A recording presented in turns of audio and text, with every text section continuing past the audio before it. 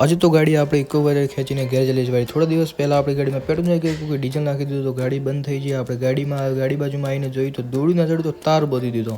હજુ તો તાર તો બોધતા હતા ને ભાઈ, ખતરનાક વાવાઝોડું આવી ગયું. પછી આપણે તાર બોધીને આપણે ઘરેથી નીકળી ગયા. ઘરેથી નીકળ્યો હજુ તો રસ્તામાં જ પહોંચ્યા ને પાછું, અને આપણો તાર તૂટી ગયો. તાર તૂટી ગયો ભાઈ, રસ્તામાં તાર વધ્યો. આપણે જે જગ્યાએ ગેરેજે જાઓ છો એ જગ્યાએ એ ગેરેજ દુકાને નથી બનાવી, એ ગેરેજ આપણે ઘરે બનાવી છે. અને એમના ઘરે ભાઈ આપણે ઘરની આગળ જ પાછો તાર તૂટી ગયો. પાછો ધક્કો મારીને ગાડીમાં લાયા તો ભાઈ આ જગ્યાએ ગેરેજ છે. તો આપણે ગાડી બાજુમાં આવી જાય, ગાડીને હાલીને આપણે બાય બાય કરીને આપણે ભાઈ અમે નીકળ્યા ઘરે ભાઈ પહોંચ્યા. ઘરે પહોંચીને ભાઈ આ તો ભાઈ વાતો ને મસ્તી કરવાનું ચાલુ કરી. પછી ગીતો ગાવાનું ચાલુ પડે. પછી આપણે ભેગા પહોંચ્યા. પછી સાંજ પડી એટલે આપણે ડબલું લઈને નીકળી ગયા ભાઈ પેટ્રોલ ભરાવા.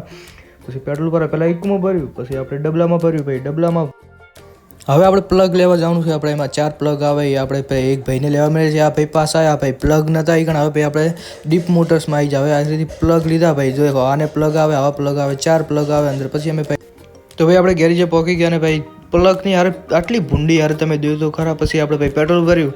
પેટ્રોલ ભરીને પછી ભાઈ આપણે ગાડી ચાલુ રાખી અને ભાઈ પાછું પેટ્રોલ નખાવ્યું. ભાઈ તમને મારો બ્લોગ કેવો લાઈક કરો, શેર કરો, સબસ્ક્રાઈબ કરો. જય હિન્દ, જય ભારત.